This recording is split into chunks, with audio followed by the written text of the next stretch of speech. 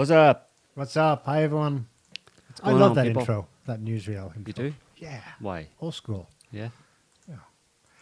Let's talk War and Peace. What about it? At this rate, that book's going to be banned in the West. Why? So seriously, the hysterics about all things Russian. What Oh, have we yeah. heard in the last few days? I know it was revoked, but a letter went out to professors, academic staff in a university in northern Italy that they would be pulling out, cancelling classes on Dostoevsky. Right. And it was sent out, and then someone reported it and then they backed down. What else? I mean, the Russian athletes, well, that was last week, but Russian Paralympians won't be participating in the Winter Olympics in Beijing. Right. Because of the Olympic Committee, yeah. Russian cats won't be allowed into, I suppose that's because Russian people won't be allowed to attend International cat shows. International cat shows. It's It's madness, man. I don't think anybody disagrees, do they? That the world's gone bonkers. bonkers. Nobody can disagree. That's one thing that unites humanity right now. Right. I think. Most of them, anyway. The world's Everyone gone thinks mad. it's gone bonkers for different reasons. Yeah, who's to blame for the bonkerness is a different story. Then you're not going to get a lot of consensus. But, yeah. So, what's been happening in the news? I don't know. I haven't been keeping up. What's been going on? Yeah, right.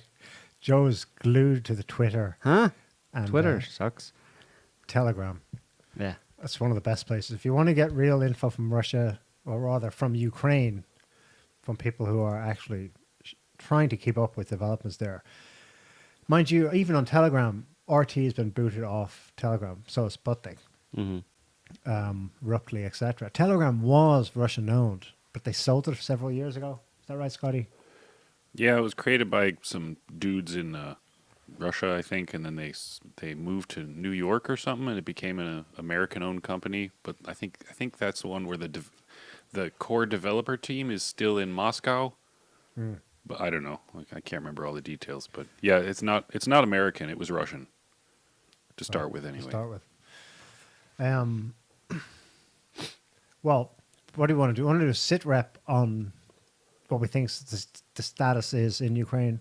Sure, yeah. South Front reports that about 20% of Ukrainian territory is fully under Russian armed forces control. They have various maps to show that. We can throw one up. Depends on the map you read, and modern warfare is different. Well, I should say first of all, I think they changed tactics. That's been speculated. We're all armchair generals here. No one really knows for sure. But I do think the Russian losses are down. And that may be because they changed tactics. They were initially doing a lot of deep forays into Ukrainian territory. Whereas now they're just holding what they have and building up in the rear. Because this day and age, something can happen behind you.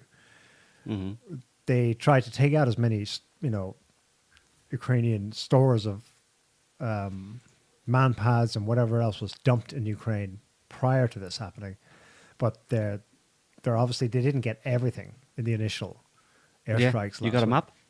Hang on now. Throw that one up. We'll give you a sit rep for just while Neil finds his maps. This was just released today by the Ukrainian military, I suppose, but it shows it's pretty quick. You have to go back to the beginning.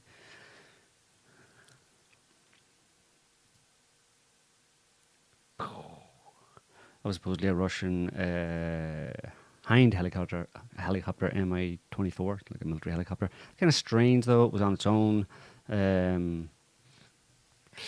No flares. Maybe it wasn't expecting it. But for me, that's evidence of the effectiveness of Western-backed military support to Ukrainians. That's probably a Stinger or An N-Law, or the British one. Yeah, possibly. Javelin's American. Javelins as N-Laws well. are British. Javelin Stinger, yeah. N-Laws are, yeah. Dope. So you think that video's legit? Yeah, I mean, nobody's kind of said it's not so far, but it is strange in the fact that it's on its own. One helicopter, who knows? Maybe it was just kind of picked off because it was, who knows what was going on. But usually any videos you see of those kind of military helicopters, Russian military helicopters, they're usually in groups, certainly more than one, you know. Yeah. So who knows? But the point about that is that those kind of videos are few and far between, you know, of any description, and any videos that you can validate or that look reasonable in terms of Russian military equipment that has been, you know, destroyed or taken, whatever. There's a few, but a lot fewer than I would have expected to see, you know. At least that you would expect to see based on the Ukrainian military's or the Ukrainian government's claims about how many Russian Their claims are soldiers off the and charts. yeah, how much They're up to 10,000. how today. bigly they're winning. They claim now that today, as of today, 10,000 Yeah. Russian soldiers have died. That's just part of the propaganda, and so many people in the West have no understanding of have no discernment, no skepticism, and no real awareness of just how much information and lies and distortion of facts play a part in any conflict, in any military conflict, you know, especially one as high profile as this one. And they take so much, and there's so much bias as well in terms of people reading into things what they want to believe rather than actually seeing what's actually going on.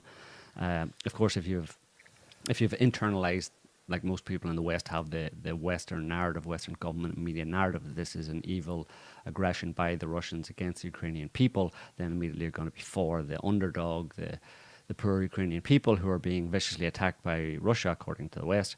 And so if you see, and you're going to be looking for and seeing, you're going to look for anything that validates your desire or your need to believe that that the bad guy is getting beaten, you know.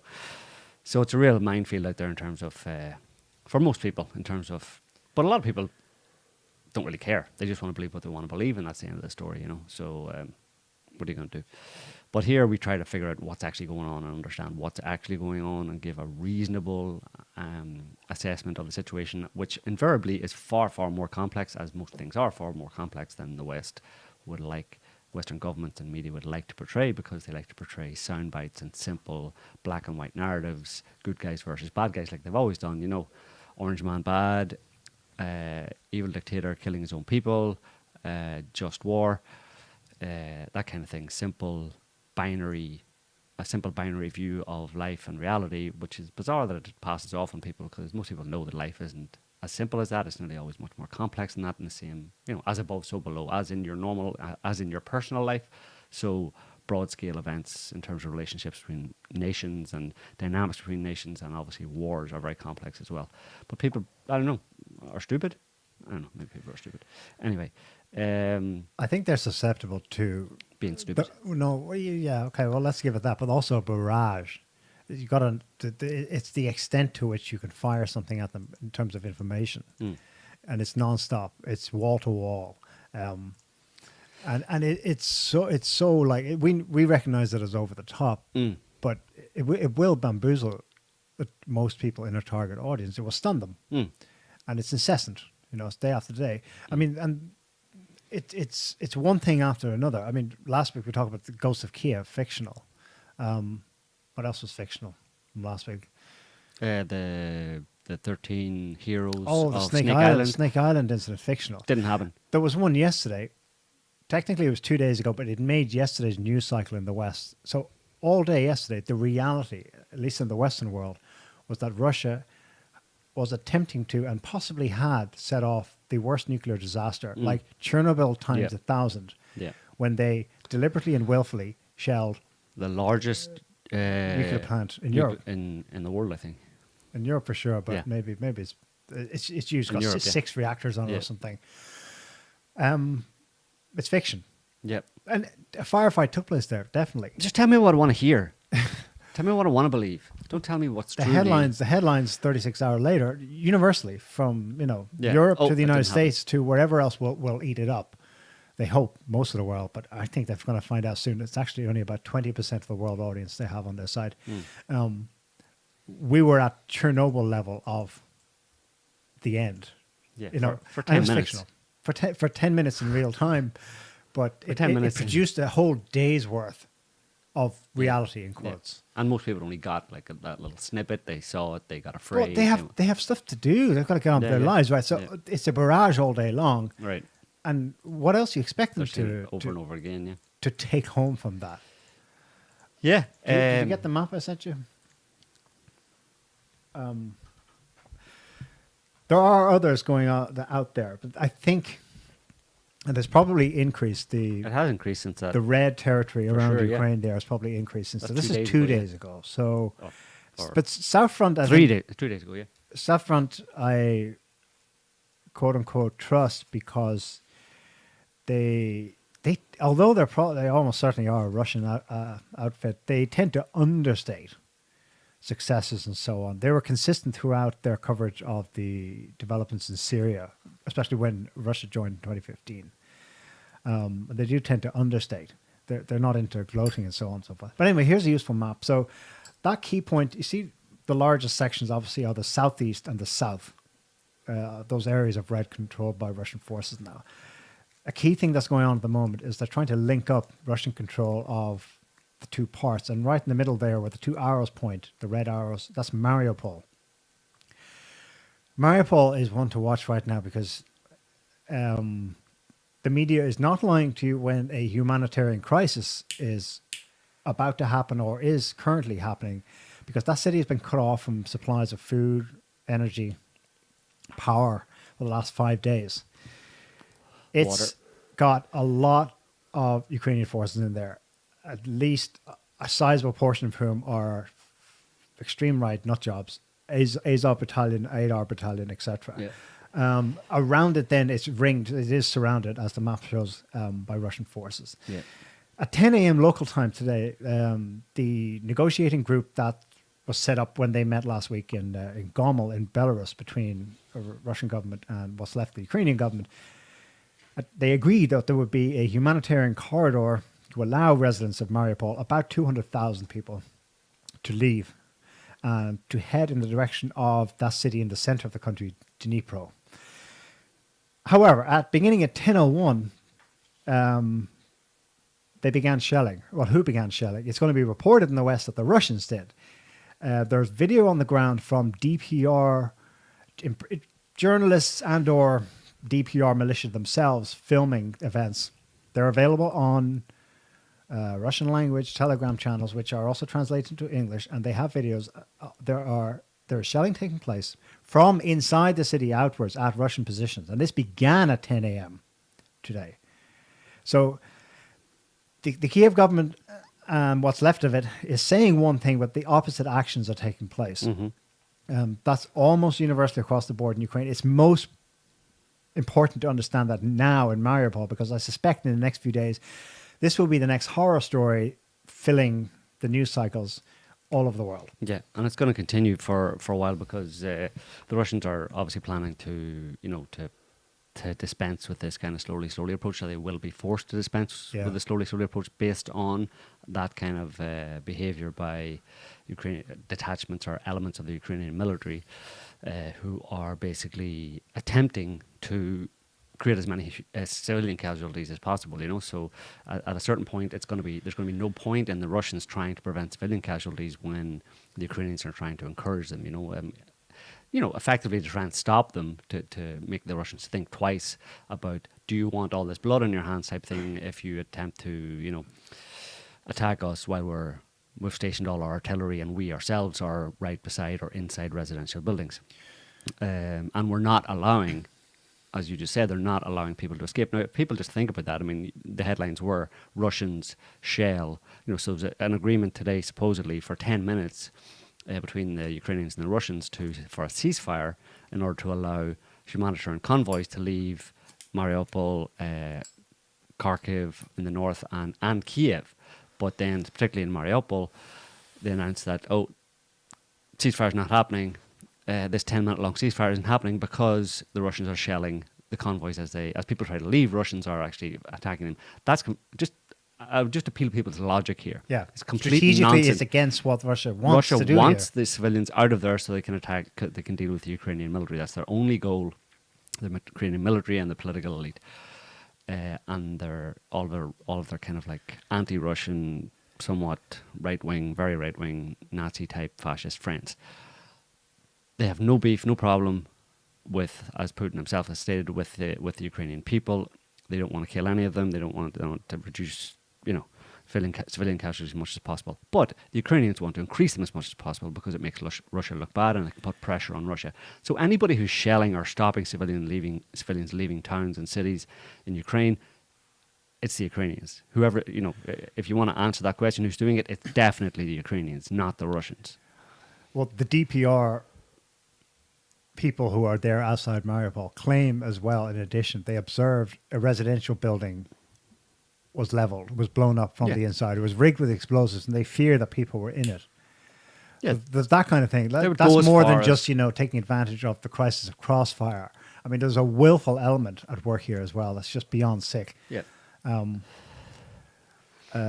We have a video from Mariupol from yesterday. You remember the one we watched? It's super graphic. It's not been brushed out to cover up what people are seeing. I'll say what I'm talking about.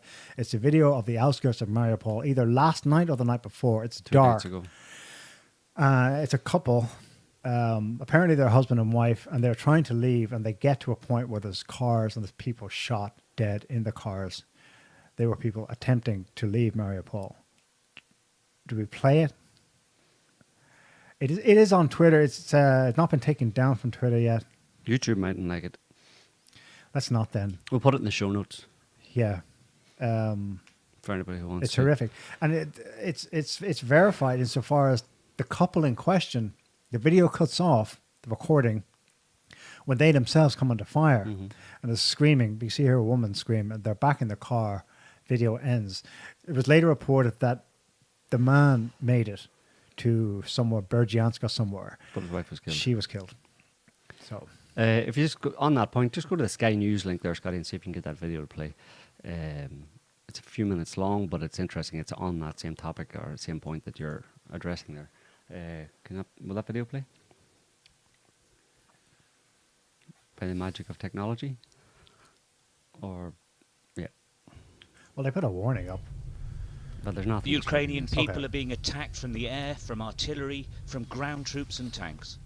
The debris of this war litters every street. But the government has warned for days of Russian saboteurs who've infiltrated the country to bring terror. Death squads who are attacking civilians in their cars as they flee. Yeah. They do exist. Just pause there. As we found out. Russian death squads in the country attacking civilians in their car as they flee. So the idea is that the Russian government has its intention is to go into the country and massacre civilians, randomly, basically. That's their agenda, right? Supposedly, that's what you're meant to believe from that report. Ethnic genocide. Right, that's what they're there for. And that is obviously completely against everything the Russians have said and what we've seen them do so far, which is the same Sky News will try and make fun or poke fun or undermine Russia by saying that they're not making as much progress as they planned and stuff. They won't go into the details, but obviously details are the only explanation for why they're going so slow. Relatively, let's say, if you see it that way, is because they're taking extra special care to avoid civilian casualties. But in the same breath, they'll put out a report like this by this asshat reporter who's in Ukraine pretending to be like G.I. Joe, saying that Russian saboteurs, Russian death squads, he used the term death squads, are in the country slaughtering civilians left and right. But can I just point out the glaringly obvious for a minute? Russia went into Ukraine, right? Right. So they've got thousands upon thousands upon thousands of missiles. If they wanted to kill all the civilians, they'd just launch all their missiles. I know. Why would there be Russian death squads? Because they're so evil. They're going to waste all this manpower and money and all this stuff to have death squads. No, they're just going to launch a bunch of freaking missiles and kill everyone. Of course. Which is exactly what they're not doing. But the Russians are bloodthirsty. They like killing people themselves. They're kind of like evil murder. They're serial killers, basically. Just carry on there.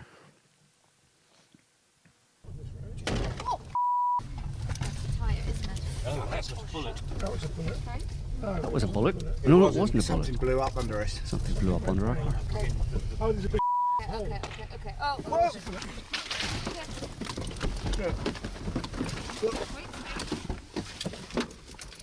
Whoa! Whoa! Whoa!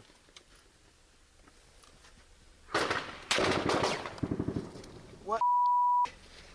Whoa!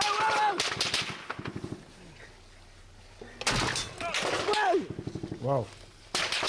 Stop!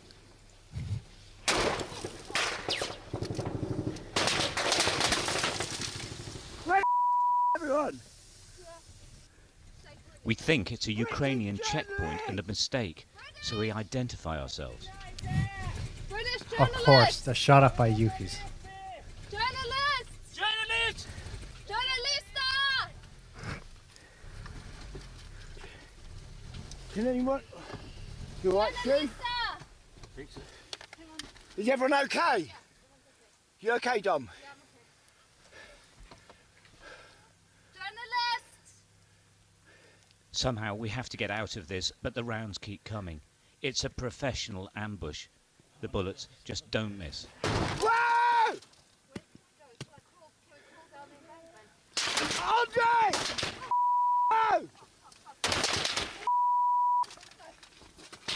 Whoa! No! Stop!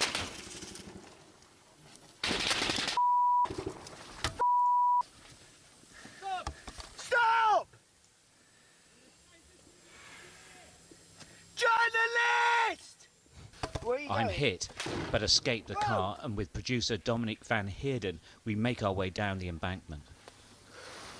Where are Camera operator Richie Mockler has taken 2 rounds to his body armour, but is still stuck in the car. He runs for it in a hail of bullets.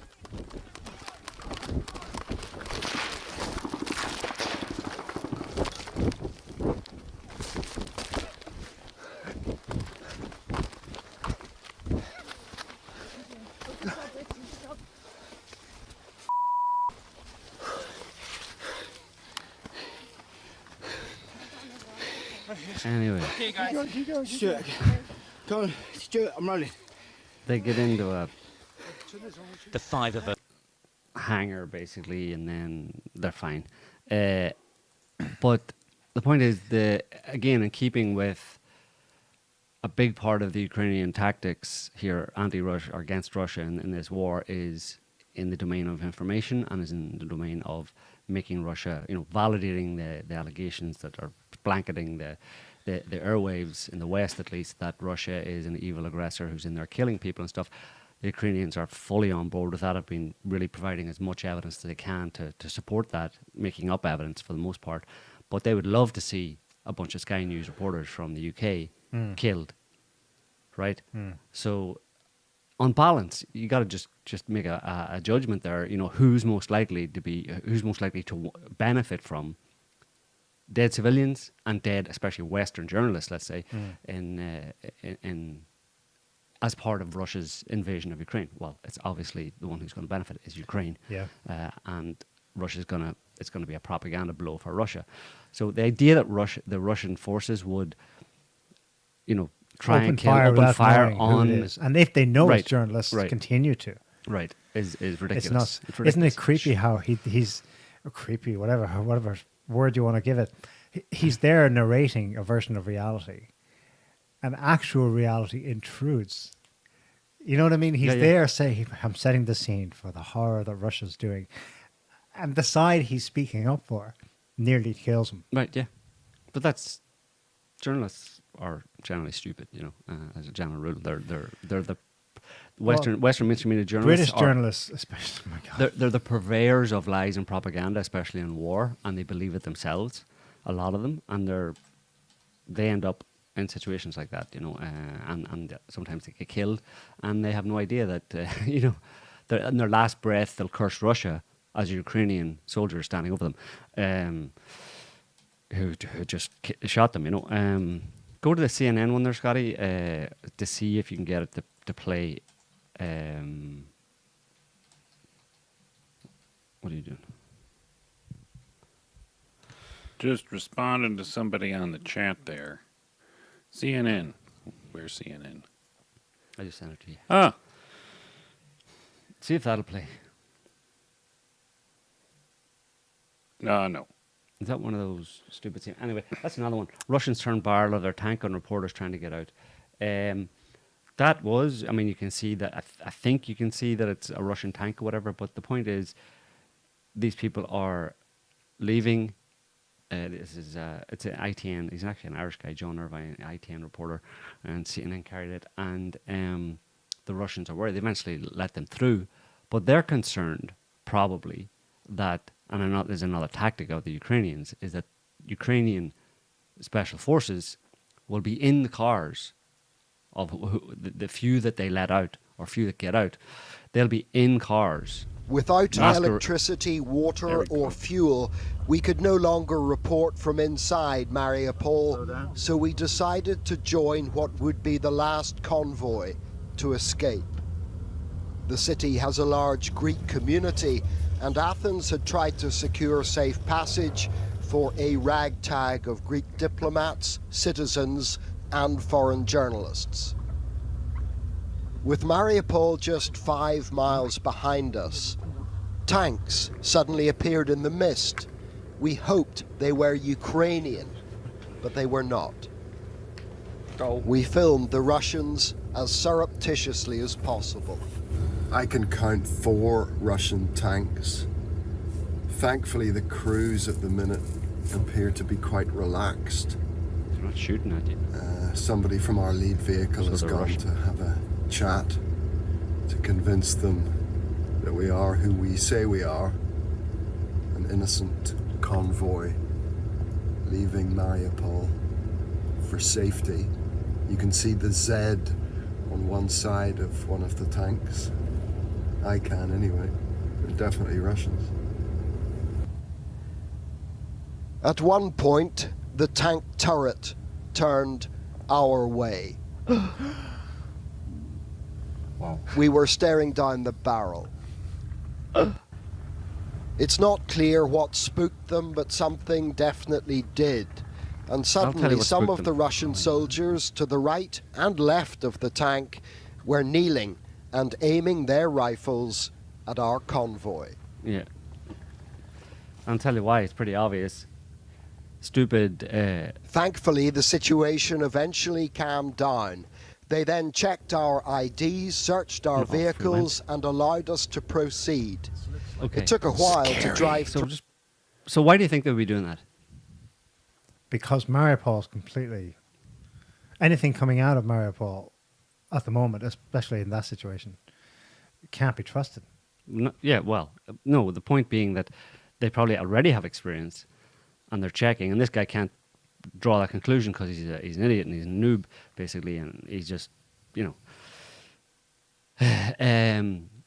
like I just said, some of those cars in the convoy are full of, multiple cars in the convoy like that are full of Ukrainian military personnel who are driving along and waiting to ambush a checkpoint like that to see, you know, Russian forces stationed outside. They just jump out and start shooting at them and kill a bunch of them. Right. So you know, why are the Russians suspicious of the cars? Why are they checking all the cars?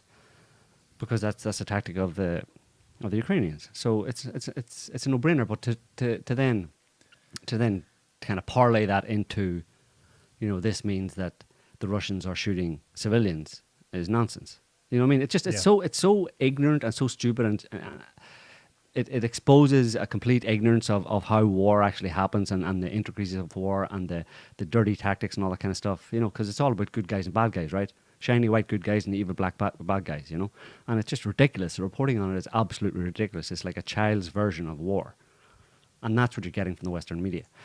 And of course, on that point, and just before we carry on, throw up a few of those JPEGs I sent you, Scotty. This is from, because war's bad, right?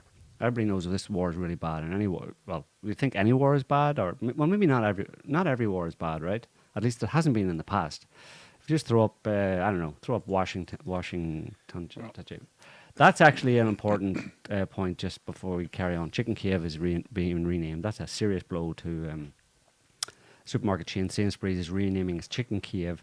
You'd think it's renaming. No, it's not. It is renaming it, but it's changing it from KIEV to KYIV to reflect the Ukrainian spelling.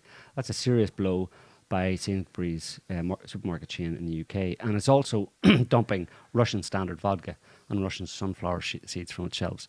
So that'll be, if there's one thing that brings down the Russian government and the whole Russian effort in Ukraine, it may well be that. But carry on to Washington, that JPEG. In the long run, wars make us safer and richer. This is 2014. I remember that. Go to US bombs. 1998. American bombs make Iraq stronger. New Yep. York Times. And then screenshot. Is that screenshot? Oh, sorry. I only give you two, didn't I? No, I get econ. Econ. Economist. When's it from? Don't know. A heart-rending but necessary war. That's about Iraq. It's from 2001. Afghanistan. Yeah. Right. See, that's the kind of narrative right there. I mean, contrast that with what you're getting today. Do you know what I mean? Yeah. So some wars are good according to America, and some wars are bad. It just depends who's doing the fighting. If Yeah. America's launching a war, it's always good. It's heartrending but necessary. But It makes us richer and it makes the people we're bombing stronger. for sure, yeah. So, what else are we looking at? Well,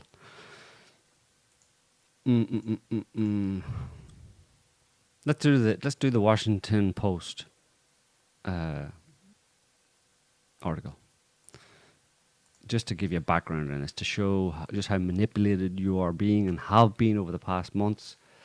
This is from today. As war loomed, the US armed Ukraine to hit Russian aircraft, tanks, and prep for urban combat, declassified shipment list shows. So the United States drastically enhanced its shipments of lethal military aid and protective equipment to Ukraine as the prospect of a Russian invasion became more apparent and then a reality, according to declassified accounting of transfers and sales reviewed by the Washington Post. The list indicates that as early as December, the Pentagon was equipping Ukrainian fighters with arms and equipment useful for fighting in urban areas, including shotguns and specialized suits to safeguard soldiers handling unexploded ordnance. Past week, they've increased it. Stinger anti-aircraft missiles for the first time, and further augmenting Kiev's supply of anti-tank Javelin missiles and other ammo.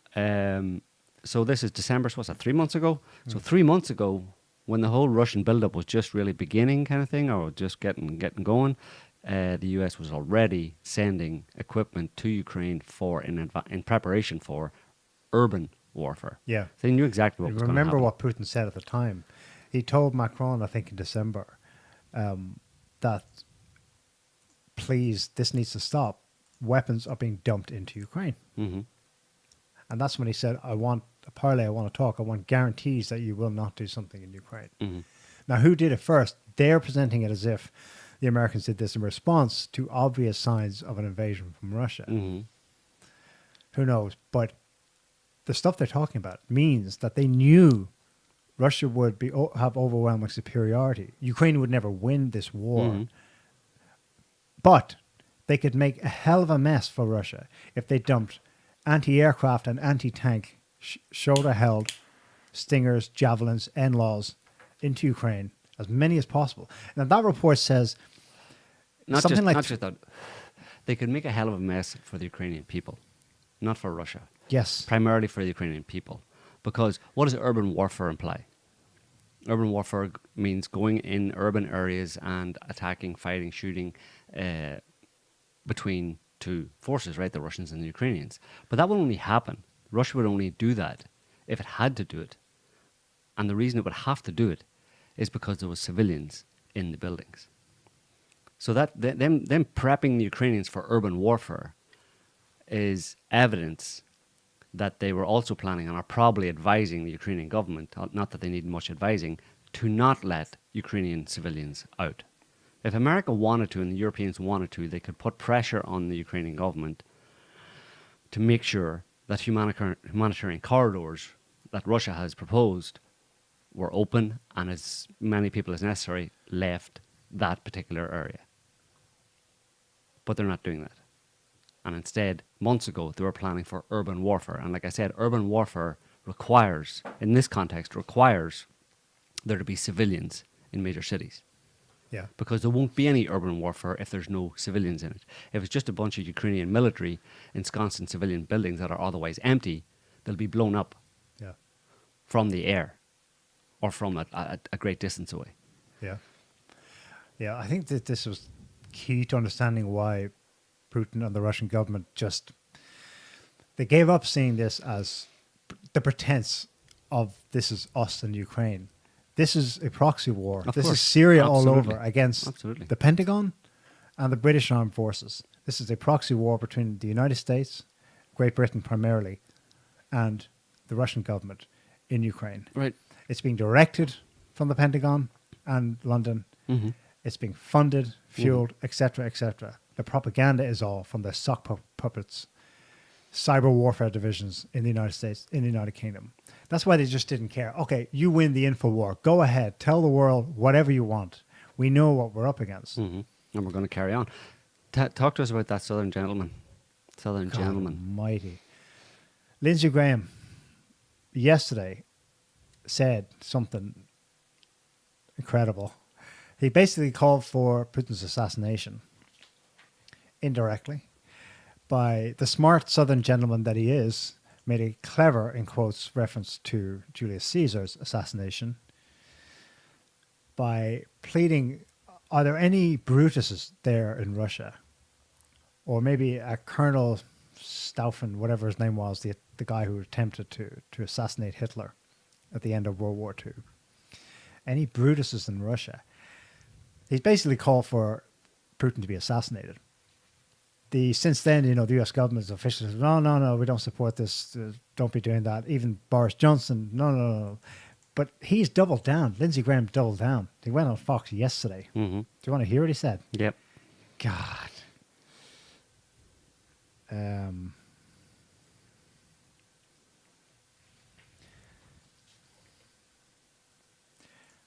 He's channeling his old buddy, John McCain. John McCain. He always has reminded me of of Cato. Mm-hmm. Him and McCain both. It's hard to say who channeled him more, Mm-hmm. Let's have a listen first, then we'll talk about history. Well, thank you for having me. I spoke to the Ukrainian ambassador earlier today. Your voice is breaking through. After I listen to your program every night, Putin needs a longer table. Here's what I would say. I've been a military prosecutor, defense attorney, judge for 30-something years. I'm going to introduce a resolution next week. I'll give it to you on your show, declaring that Putin is a war criminal. It's clear to me the world would be better off if the Russian people took Putin out tonight. The war in Ukraine would end and Russia would have freedom they don't enjoy today. A steel curtain has descended upon the Russian people. Oh, a steel What curtain. does that tell me? That Putin is afraid of his own people. Martial law has been virtually declared by Putin. I think the Russian people are not buying what Putin is selling when it comes to the Ukraine. Yes, And they are. if the Ukrainian people continue to fight as brave as they are, I think eventually the dam will break in Russia. But I want to say this crystal clear, without apology, without equivocation, the world would be better off if Putin were gone tonight. And the best way to end this war is not American boots on the ground, but for the Russian people to rise up, reclaim the honor of their country, and take this guy out, Putin, by any means necessary. And if you don't understand that, you don't understand this war, and you don't understand the world in which we live. What an idiot. Thank you, Lindsay, for explaining to us the world in which we live. Yeah.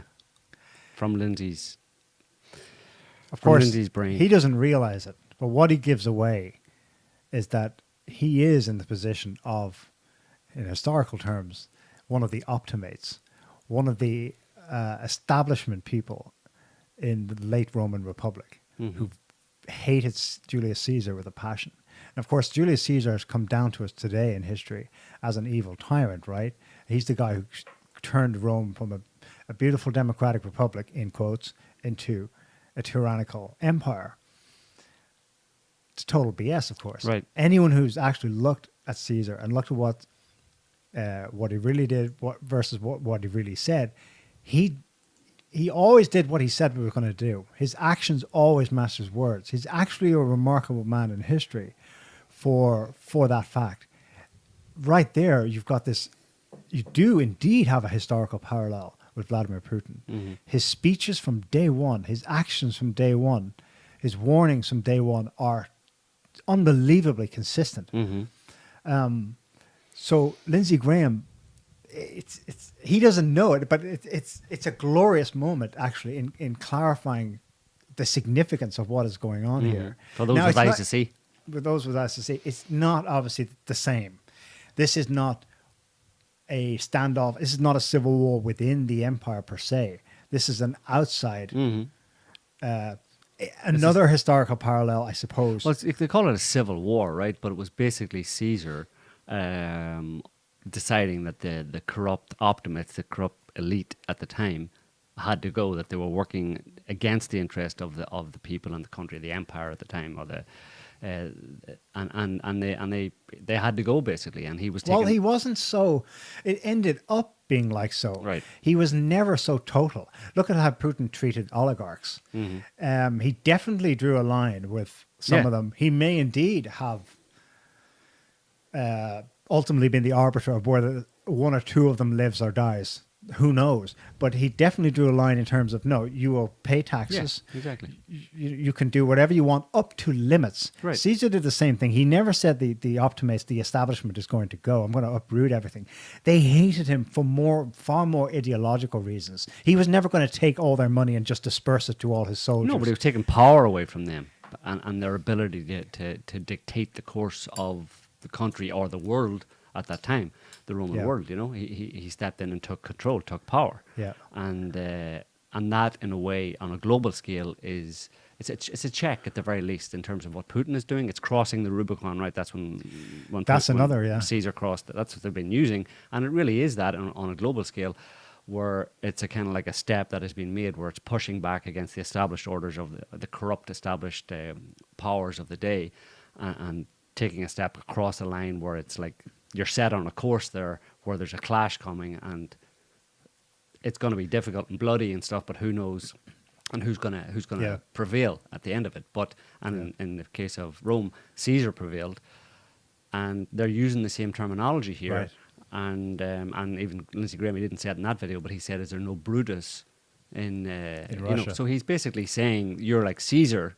I Yeah. don't know if he's saying that to himself, but he's basically saying you're like Caesar, and we want to kill you. And they ultimately did kill him. Well, he may well intend that, but he has the establishment history of Caesar. He sees it from the optimist perspective. Right, of course, yeah. So for him, Caesar actually is an evil dictator who should have Right. been taken down. Right. You know what I mean? There's another overlapping historical reference. It also involves another Cato. Cato the Younger was the grandson of Cato the Elder. Cato the Younger hated Julius Caesar with a passion so demented he killed himself twice rather than. Well, I'll have to explain how he killed himself twice. Then. He was basically in North Africa, in Roman territory there, with Pompey's army, I believe. By this time, Rome had more or less polarized into two extreme factions. They were, I think, civil war had broken out, and you had Caesar's army and Pompey's army, and Cato was there with Pompey's army in North Africa, and rather than be taken, I think, after Caesar's army won a battle, he killed himself. Committed suicide, I think, by slicing his belly open, Japanese style, harakiri. His attendants stitched him up, and he was going to live. He was surviving the night, and he woke up he came to suddenly of being unconscious. He ripped off the stitches, and his guts spilled over the floor. And supposedly, and this was probably apocryphal, it's not literally what he said, but his dying words were something like, he cursed Caesar for all eternity or something like that. Basically, I will never go over to his view of the world, what he wants to do. But objectively, what Caesar wanted was a fairer, better world for all Romans and non-Roman subjects alike. He wasn't really about to it wasn't a Bolshevik thing where he was going to liquidate all the elites and disperse their funds to feed the poor. Yeah. He just thought, let's have a more equitable, justice-based world where justice means something. I'm going to instantiate. Which is It what... won't just be words anymore, fancy democratic flourish and speeches and Cicero bullshitting in the Senate. Which is what Putin has been arguing for many years now, arguing against the unipolar world advocated by America and for a more multipolar world where different countries have equal rights and get more respect, and you don't have to kowtow to the exceptional nation America. That's To the bullies. Yeah. Yeah. One more historical comparison. That was Cato the Younger. His grandfather was Cato the Elder. Equally insane. And like, it made me think of how the generational Passed on. thing of McCain. McCain's father was the U.S. Admiral. I think one of the ships, the ship, the USS McCain, is actually named after his father. Mm-hmm. His grandfather was also up there too. I mean, it's a generational thing. Anyway, Cato's grandfather, he's the one who's famous for coining the term Carthago Delenda Est, Latin for Carthage must die. And what it was in the lead up to the Third Punic War between the last big rival in the Mediterranean region against Rome, which was Carthage, in modern day Tunisia. North Africa, yeah. And in the lead up, pushing for this war, he was advocating for it. In the lead up to it, he was signing off all his speeches in the Senate with Carthago Delenda Est, Carthage must die. And indeed, he got his wish. If the official history is correct, it was literally wiped off the map. Salt to the earth. And it's that kind of, that's for salt the earth. It was that kind of, just total evisceration of your foe, of your enemy. An ideological possession. An ideological possession. And that makes me think of today, this unofficial declaration of war on all things Russia. It's borders, geographical frontiers, it's people, it's culture, it's music, it's arts, it's cats, it's trees. It's I've food. been hearing everything. It's like as the head of the guy who runs Gab.ai has said, no, we're not going to be banning Sputnik and RT. They can have a platform here on our social media platform. As he put it very well in his statement about this, the system or whatever, the empire is trying to deplatform Russia from this Cancel earth. culture, yeah. Cancelled culture to the extreme. Yeah. Well, speaking of Lindsay, put up just for a bit of historical context. So again, this is very important. People understand where this came from. This didn't come out of nowhere. It's a Twitter link, Scotty, Mrs. T106. This didn't come out of nowhere. You're led to believe that it came out of nowhere, but it didn't. It didn't just happen in the past week or in the past couple of months. This is from Mrs. T? Twitter.com, MRST106. No. It's the second in the list. Ah, there it is. This is from 2016, and it's that Southern gentleman and old Ironsides himself, John McCain. Go ahead. Your fight is our fight. Ваша боротьба – це наша боротьба. 2017 will be the year of offense. Рік 2017 рік буде ріком нападу. All of us will go back to Washington and we will push the case against Russia. Ми всі повернемося до Вашингтону і ми будемо відстоювати санкції проти Росії. Enough of a Russian aggression. Досить вже російської агресії. It is time for them to pay a heavier price. Час вже щоб вони заплатили важчу ціну. I believe you will win. I am convinced you will win, and we will do everything we can to provide you with what you need to win. Я вірю в те, що ви виграєте, переможете. Я переконаний в тому, що ви переможете, і ми вам допоможемо всіма можливими засобами.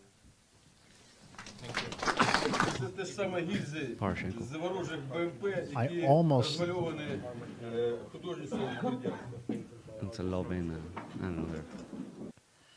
I Becoming almost Blood wish Brothers or something. So that's an example. 2016, Lindsey Graham and John McCain basically talking to the Ukrainian military, saying we will go back to Washington and we will push for more weapons, more supplies for you, enough of Russian aggression, basically declaring war at that point via the Ukrainian army on Russia.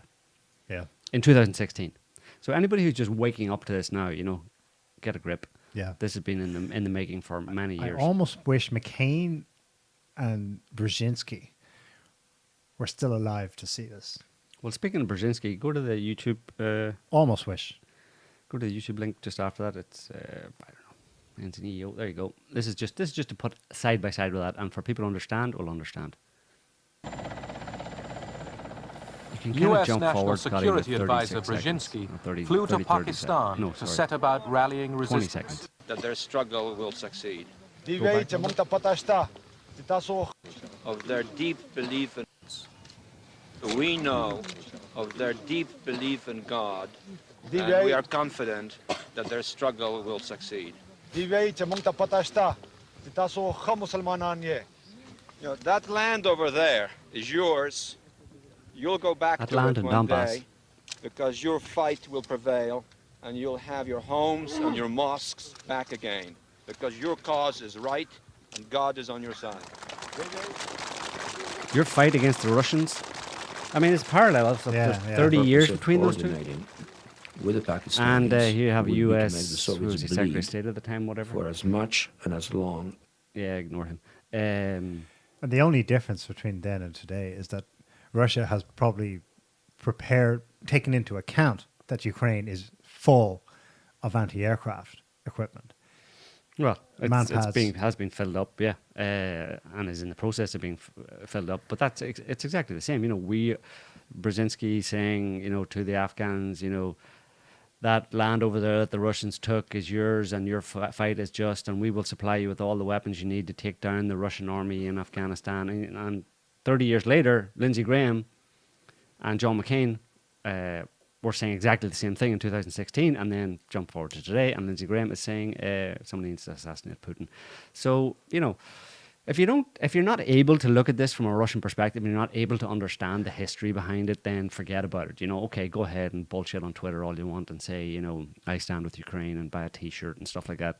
Feel free, but you know, we in the reality-based community like to understand what's actually going on, and that invariably involves understanding the history behind it and the context, and that's what we do here. So yeah, let's have a look now what the French government said last week. French Foreign Minister Bruno Le Maire last week stated, "We are waging total economic and financial war on Russia. We will bring about the collapse of the Russian economy." He subsequently backtracked and said he didn't quite mean it like that. It was too late. AFP had already put out this handy little pictograph of his statements. Mm-hmm. I mean, that's what I mean. It's Russia Delenda Est. It's total. We'll see what they can do, what actually transpires. But the mentality in Western capitals it's on full display. Like, it's kind of, I suppose it makes our job a bit easier because we've been saying this for years that they're nuts. But it's like, yeah, it's on full display now. Yeah, the intentions laid bare. The actual targets are clear. It always has been Russia. At least as far as these issues are concerned. As Syria was partly about Iran as well. Afghanistan 40 years ago. I mean, look what Afghanistan led to. Mm-hmm. The Mujahideen, Al-Qaeda, ISIS. Yep. Yeah, they're talking about, and of course, Zelensky and, did I get that one? Maybe it's on my Twitter feed. Anyway, Zelensky, sorry, I just thought of something. Zelensky and all the rest of them are talking, and Ukraine are shouting about a no-fly zone. They want the West to impose a no-fly zone, you know. Obviously, anybody with any sense whatsoever knows that no-fly zone isn't possible because it means going to war with Russia, and the West doesn't have the balls to go to war with Russia. If you just throw up that video I just sent you, Scotty, this is from 2016, again, around the time McCain and Graham were over big up in the Ukrainians that they were going to fight against Russia. They were going to help them fight against Russia. This is about Syria, and it's, again, John McCain in Congress harassing General Dunford, who at the time was the chief of staff of something or other. Go ahead and play it. And if he's successful, that would be a good thing. You can ask the chairman if he has anything to add. Senator, the only thing I'd say is, you know, as the situation on the ground changes, I think I have a responsibility, we, the Joint Force, has a responsibility to make sure the President has a full range of options. We have discussed that issue in the past under certain conditions. The conditions on the ground will change, and we'll continue to look at those options and make sure they're available to the President. What about the option of controlling the airspace so that barrel bombs cannot be dropped? All the options. That's a good What do you option. think of that option, sir? Right now, Senator, for us to control all of the airspace in Syria would require us to go to war against Syria and Russia. Huh? That's Why don't we? a pretty fundamental decision that certainly I'm not going to make. What do you mean? What are you talking about? To impose a no-fly zone. Chairman, could I John for a McCain. second say, just answer? Impose No, a Senator no-fly Gillibrand. That's not what I said, Chairman. Go ahead. Well, yeah, I do think. What Senator asked me was to control all of the airspace. No, what he asked was, should we have a no-fly zone so we can protect these people from being slaughtered? That's what he's talking about. I answered that first. That's what we're all talking about. So that would not require going to war, full scale, would it? Not necessarily, Senator. I'm sorry, but I tried to answer the necessarily, first question but first, probably. and then I was responding to the second part of your question. But I did not mean to say that imposing a no-fly zone would require us to go to war. That's not the question I was answering. Thank you. Thank you, Mr. Chairman. I just love McCain and that. Thank you, Mr. Impose a Chairman. no-fly zone. That, All I'm as the asking President for has said, is a little no-fly zone. You see why I And- wish he was still alive to see And, this. and all I want, and you say we're going to go to war with Russia. The Russians are nothing. The Russians are, it's just a gas station, one big giant gas station. I just want you to impose a no-fly zone where I want you to impose a no-fly zone, and you tell me you can't do it. That's pathetic, General. I'm out of here. I'm in it for the children. Just like Nancy Pelosi. For the children. I do it for the children. Oh my God. For the children. For the children. For the children. Oh, God, you actually... Oh, For the children. don't do that. We need to Don't have play our that. face when you're doing that as well. Interesting. Actually, do you Burn- want, yeah, go ahead. The French government physically stopped Ukrainian members of its foreign legion who were prepped and ready to go to Ukraine. They actually stopped them from doing so. Similarly, Berlin is at least strongly discouraging any Germans thinking of going. They have there's a video I've seen of a German volunteer. I think, he wasn't. He was Polish. Anyway, interviewed in Poland. He's about to cross the border, he claims. But there's one government in Europe that is encouraging its civilians to go still into Ukraine. The British government. And hapless Brits are they're doing it. They're turning up there. They're being interviewed on the Polish side anyway. Have you got one? I don't actually know. Anyway, well, we don't need to see those people. Zelensky claims that 16,000 foreign citizens have volunteered. Yeah, maybe. That's probably, again, an exaggeration. But just talking about generals and their assessments of things, I mean, the military brass tends to have, obviously, a more objective assessment of things, for the most part, than ideologically possessed politicians like McCain and Lindsey Graham and the rest of them. But just go to the Twitter. It's kind of VicTop55. There's a guy. His name is Douglas McGregor, and we'll talk about him in a minute. But here's a little. He was on Fox News, and it's the second time he's been on Fox News talking about this. This is the second interview. Just a few minutes, but he really, he's the only one making any sense. And it's weird that it's on Fox News, although it's not weird anymore. But historically, it's very strange to see any sense about military affairs in U.S. military adventures abroad coming from a general on Fox News. Historically, that's not where you find Right. objective Well, the world has opinions. changed. Yeah. Just let's have a listen there. The first 5 days, Russian forces, I think, frankly, were too gentle. They've now corrected that. So I would say another 10 days, this should be completely over. But the question is, what is it that Zelensky is going to do? The Russians have made it very clear what they want is a neutral Ukraine. This could have ended days ago if he accepted that. And then they can adjust the borders. But the eastern part of Ukraine is firmly in Russian hands. But again, the Russians are not seizing territory. They're destroying Ukrainian forces. That's their focus. Colonel, it sounds like you don't approve of Zelensky's stand. I think Zelensky is a puppet, and he is putting huge numbers of his own population at unnecessary risk. And quite frankly, most of what comes out of Ukraine is debunked as lies within 24 to 48 hours. The notions of taking and retaking airfields, all of this is nonsense. It hasn't happened. He's not a hero? I mean, he's standing up for himself and his own people? You don't think he's a hero? No, I do not. I don't see anything heroic about the man. And I think the most heroic thing that he can do right now is to come to terms with reality. Neutralize Ukraine. This is not a bad thing. A neutral Ukraine would be good for us as well as for Russia. It would create the buffer that, frankly, both sides want. But he's, I think, being told to hang on and try to drag this out, which is tragic for the people that have to live through this. I'm inclined to disagree with you, Colonel, but, you know, we see how this works out. Colonel Douglas McGregor, tough guy. Thanks for being with us, sir. We'll see you again soon. Tough guy. Thank you. What was that about? Tough guy. Anyway, what about Douglas McGregor? What's his No, he's just, I background? mean, you look him up, he's a retired U.S. Army colonel, government official. He was involved in the first Iraq War, years of service. He's up in service in the military up until 2004. He's got pretty, you know, he kind of knows what he's talking about, and he seems to have a good track record. He was in the first Iraq War. He what was the term? Desert Storm. No, Breaking the Phalanx. He published. He became prominent inside the army when he published Breaking the Phalanx, which argued for radical reforms, which was rare in that an active duty military author was challenging the status quo with detailed reform proposals for the reorganization of U.S. Army ground troops. But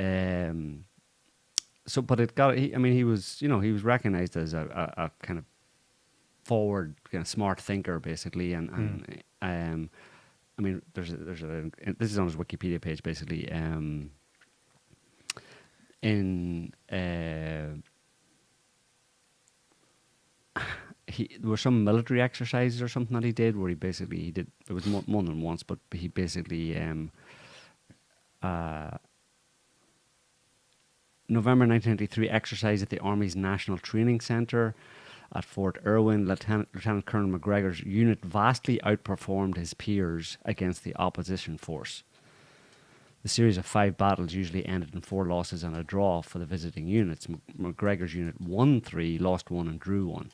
So, I don't know if he put that up himself or whatever, but you know what I mean? I mean, that based on his assessment of the situation, which is in Ukraine right now, is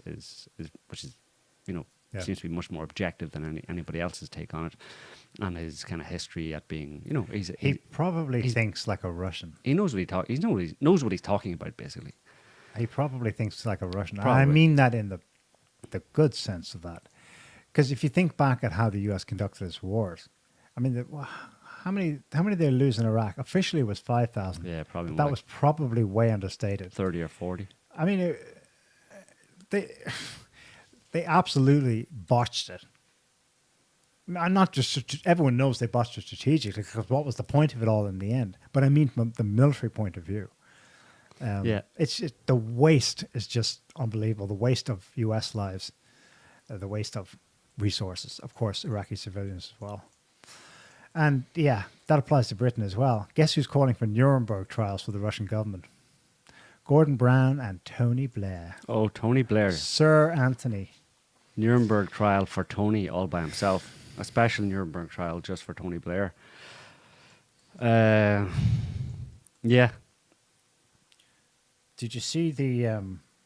Just in terms of, like, I just want to back up the Ukraine, or the video you saw with, what's-his-face, McCain and Graham, talking about we're going back to Washington. That was 2016. We're going back to Washington to get more weapons and train you, and you're going to fight the Russians and the end of Russian aggression. This is a Defense One, which is a kind of military website from 2017. So it's published 2017, and the title is "In Ukraine, the U.S. trains an army in the West to fight in the East." For more than 2 years, some 300 American soldiers have been quietly helping train an enormous partner military in Western Ukraine.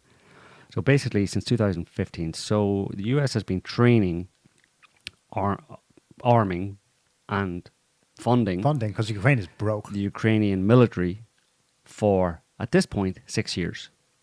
which is what we said. And the whole point of that, which is what the Russians have said, the reason that the thing that precipitated this Russian incursion into, because it's not an invasion, it's an incursion, they're not going to stay like America stays in countries. What precipitated it was the clear evidence that after 6 years of training the Ukrainian military, under direction effectively of the US, was going to try and overrun eastern Ukraine, Donbass region, with ethnic Russians and Russian speakers, and a lot of them actually Russian citizens at this point, and Crimea, and lay waste to the place. And Russia said that's not going to happen. You're not allowed to attack and kill your own people, still officially. Yeah. So we're going to go into the country and disarm make you. sure you don't get to do that. That's simply what they're doing. So it's far more of a just war than any war that the US has waged, or US and its allies have waged in the past 30 years. Put it that way. Yeah. Yeah, Zelensky, cokehead. Have you seen the videos of him? Which one? A recent one. Yeah, he's either drunk or he's on drugs. Well, the way he's like, there's one I can't find it right now, but he's always like sniff, rubbing his nose and wide-eyed, and there's one in particular somewhere that really kind of makes it. It's like 100%. He's a cokehead, like a regular cokehead, basically. And this is the hero of Ukraine. This is the one that all the women in the world supposedly have a crush on now, right? Because he's a fucking cokehead.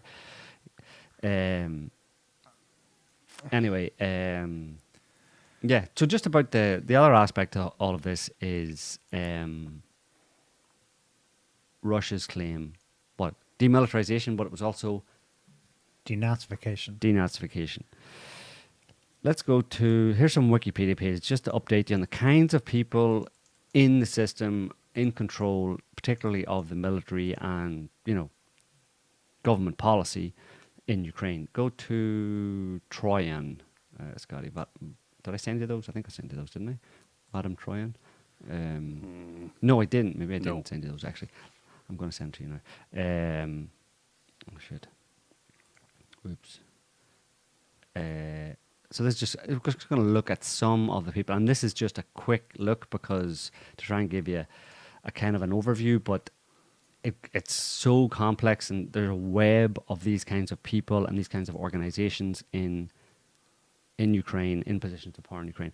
So these are the Wikipedia pages. This guy Vadim Troyan. If you just go down, well, actually at the top, I think. Ukrainian government official and military leader who is currently the chief of police for the Kiev region. He was formerly the deputy commander of the Azov battalion, right? So he's the chief of police. And if you go down to the bottom of his short enough entry, second line from the bottom, at present time he continues to work on the position of the head of the main department of the Ministry of Interior of Ukraine in the Kiev region. Obviously that's like he's not the Minister of the Interior, but he's obviously in a localized position of that in the Kiev region. But of note there, before he took these jobs, he was a commander of the Azov battalion. You probably know what the Azov battalion is, do you? Why don't you just type in Azov battalion, Scotty, in Wikipedia there. There you go, second one. So this guy who's now the chief of police in Kiev and in the Ministry of the Interior in the Kiev region, obviously that puts him in a position right now, in the context of what's happening right now, in a position of influence. He was former deputy commander of the Azov battalion. The Azov battalion is, second paragraph, in 2014 the regiment gained attention after allegations of torture and war crimes, as well as neo-Nazi sympathies and usage of associated symbols by the regiment. As seen in their logo featuring the wolf's angle, one of the original symbols used by the 2nd SS Panzer Division, Das Reich. As of, where are we going now? Let's go down to under National Guard, under the subheading National Guard. It's about about the middle. Yeah, going down. Yeah. National Guard. As of late March 2015, let me see that one. Yeah, the bigger paragraph. As of late March 2015, despite a second ceasefire agreement in which is Minsk 2, the Azov battalion continued to prepare for war, with the group's leaders seeing the ceasefire as appeasement. In March 2015, Interior Minister Arsen Avakov announced that the Azov regiment would be among the first units to be trained by United States Army troops in their Operation Fearless Guardian training mission. So that's something we just referenced before in the training by US forces of these types. So the US here is training the Azov battalion, which is an avowed, recognized, known neo-Nazi organization. US training, however, was withdrawn on 12th of June 2015 as US House of Representatives passed an amendment blocking any aid, including arms and training, to the battalion due to its neo-Nazi background. After the vote, Congressman John Conyers thanked the House, stating, "I am grateful that the House of Representatives unanimously passed my amendments last night to ensure that our military does not train members of the repulsive neo-Nazi Azov battalion, along with my measures to keep the dangerous and easily trafficked man-pads out of these unstable regions." However, next paragraph, yeah. The amendment was later removed in November 2015, with the Nation reporting that the House Defense Appropriations Committee came under pressure from the Pentagon to remove the Conyers-Yoho amendment from the text of the bill.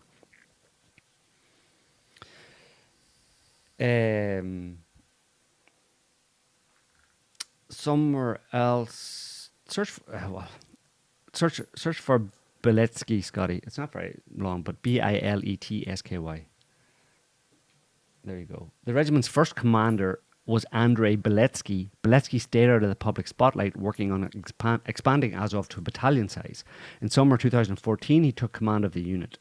In August 2014, he was awarded a military decoration, Order for Courage, by Ukrainian President Petro Poroshenko. So this is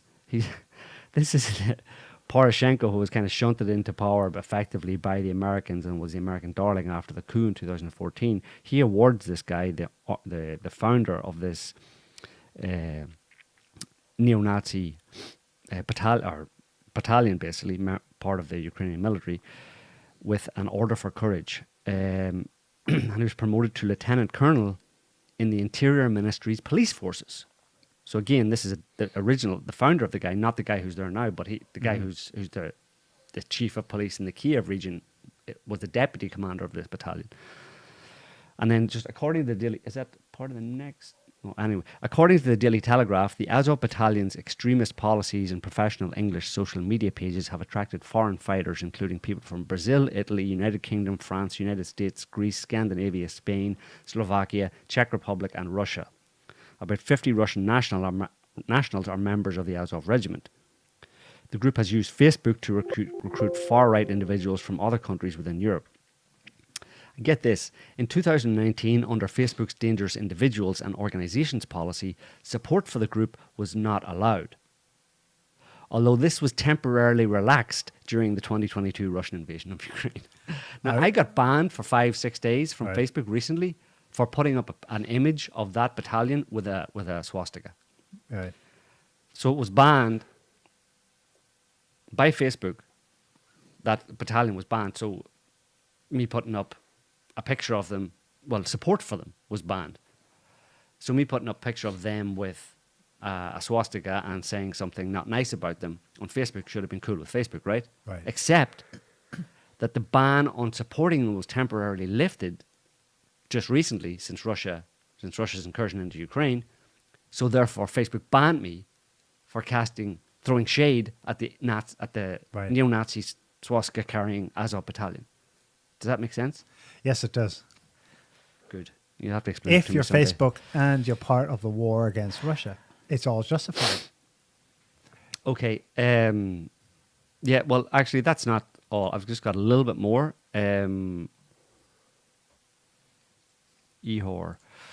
The interesting thing, just as an interesting side note, so we're talking here about the Azov battalion, right? We just described them. And this, you can look it up yourself. Over the years, multiple Western media have all described this battalion as, and there's something like 15,000, 20,000 of them, right, in the Ukrainian military. The interesting thing is, if you throw that up, Scotty,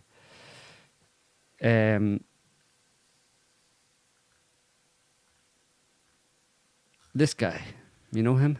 Yeah. He's the Ukrainian oligarch who's behind Zelensky. Right. He is a former governor of the Dnipropetrovsk Oblast in Ukraine. Second or third richest person in Ukraine. He's a leading partner in the Privat Group, which is, and the Privat Bank is the biggest bank in Ukraine. So just scroll down a little bit.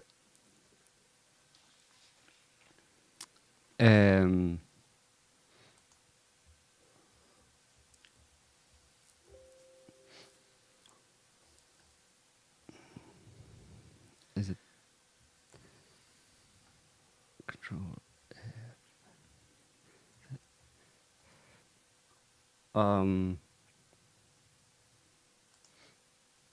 Yeah, under Kolomoisky in Ukrainian politics.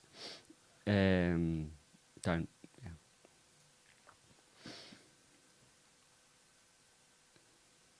And under governor of that name, Oblast, second paragraph. In April 2014, Kolomoisky offered a bounty for the capture of Russian-backed militants and incentives for the turning in of weapons. He also is believed to have spent 10 million to create the Dnipro Battalion, another fascist neo-Nazi type organization in our group in the Ukrainian military, and also funded the Aidar and Azov, blah, blah, blah, blah, blah, volunteer battalions. So from the beginning, he actually funded these right-wing neo-Nazi battalions. Immediately, March 2nd, right, 2014. Right, immediately after the coup, right? Yeah. Set them up. But he's also a really, really prominent Jew. He's a prominent supporter of Ukraine's Jewish community. If you can see under Jewish politics, just below there. President of the European Council of Jewish Communities. Although when he was appointed, it was described as a putsch and a Soviet-style takeover by other board members.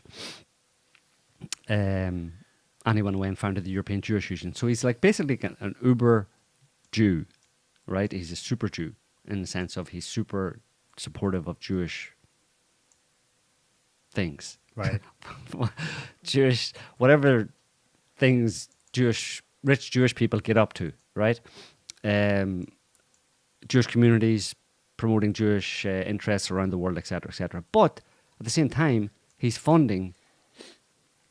He's the originator and the promoter of. He funded it from the very beginning. The Azov Battalion, which, if you remember from the Wikipedia page on the Azov Battalion, the regiment gained attention after allegations of torture and war crimes, as well as neo-Nazi sympathies.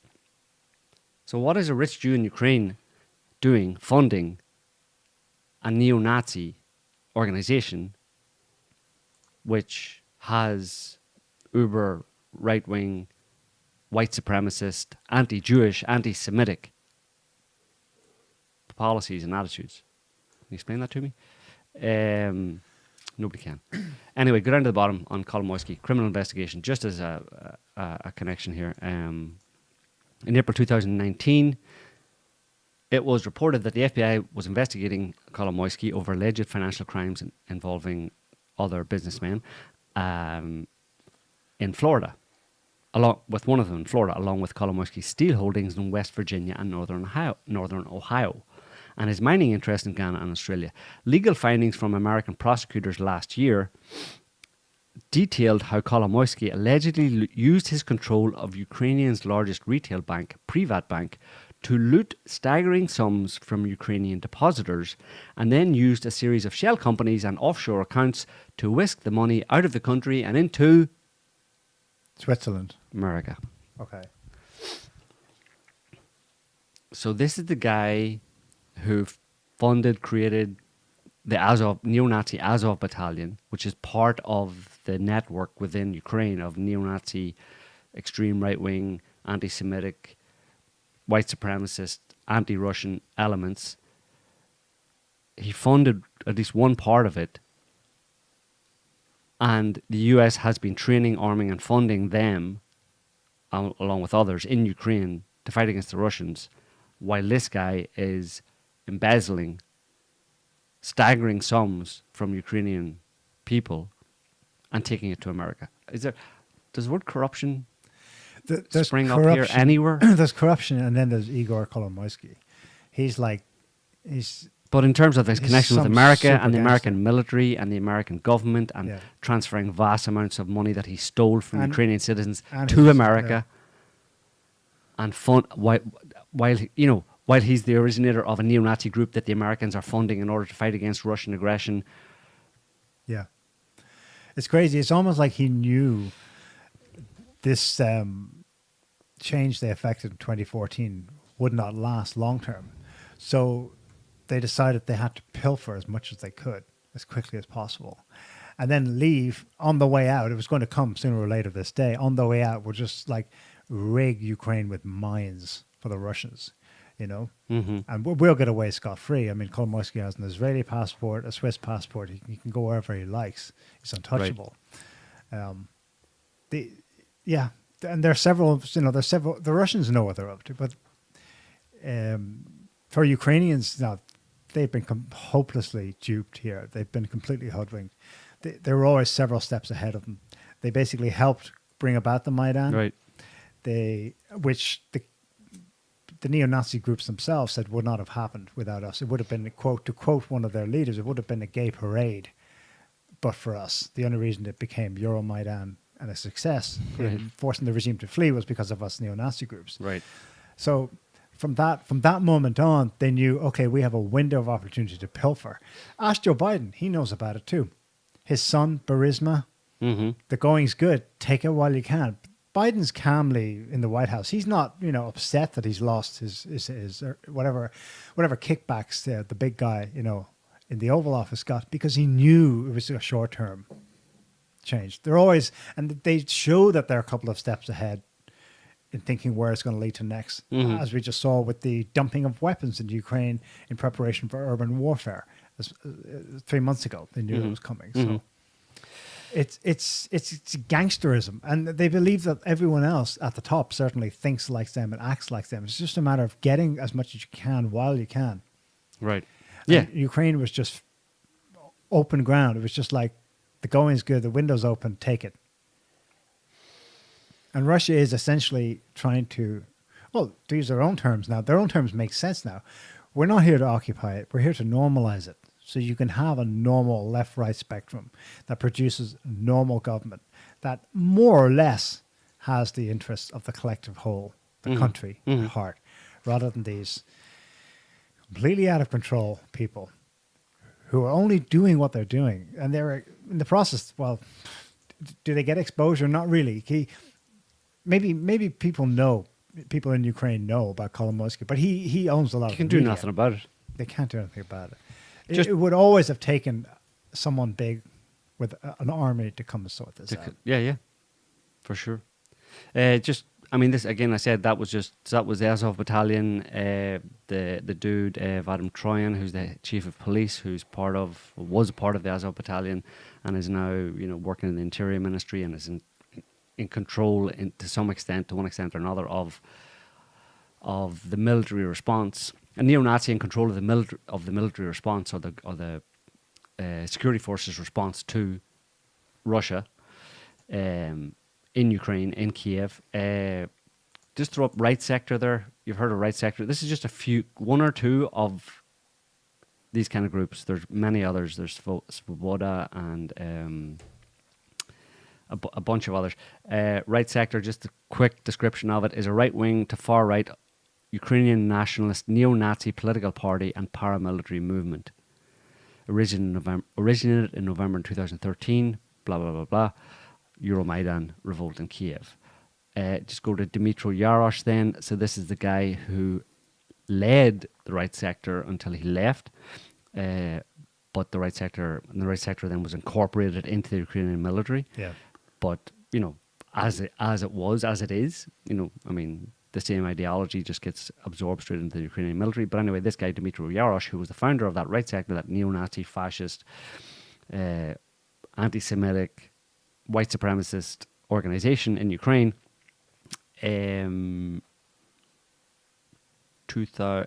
military and withdrawal from right sectors. Scroll down towards the bottom. It's not very far, that one, yeah.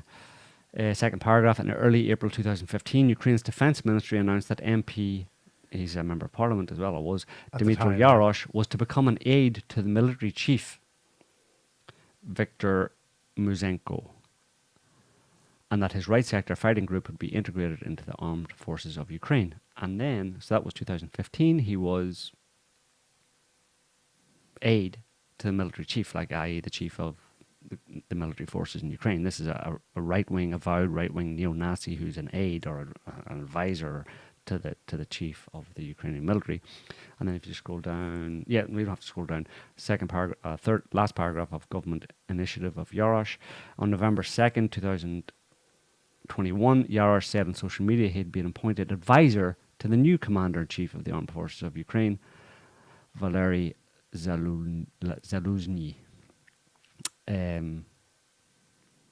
So yeah, that's the kind of people. I mean, so my point in just bringing all that up is there's a lot more. There's many other groups. Is to validate, to show that the Russian claim of denazification of the military or of the and political structures, power structures in Ukraine is not hot air. It's not some bullshit, as the Western media try to portray. Yeah. This is some bullshit that he's talking about, denazification. Ukraine's a democratic country. Yeah. Well, all you have to do is scratch the surface, and you see on a bunch Wikipedia. of neo-Nazis on Wikipedia. And you see institutionalized Nazism in Ukraine is all over Wikipedia. Right. Still, maybe now that we pointed it out, that won't last much longer because they're trying to rewrite this all over the place. That Ukraine on Fire documentary by Oliver Stone, they're trying to ban that everywhere. Our copy of it got nixed last week. Yeah, on Vimeo, yeah. What do you know about Stefan Bandera? He's the guy behind all this, right? He's someone they lionize as he was a Ukrainian collaborator with the SS during World War II.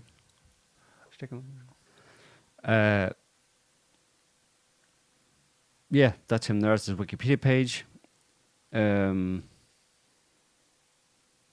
Ukrainian politician and theorist of the militant wing of the far-right organization of Ukrainian nationalists and a leader and an ideologist of Ukrainian ultra-nationalists, known for his involvement in terrorist activities. So there's not much, I mean, you can read about Bandera, it should be fairly well known, but the only interesting thing about that is, and how, well, it obviously relates to today and everything we've just been saying, but PBS apparently go to the, Alan R. McLeod Twitter status.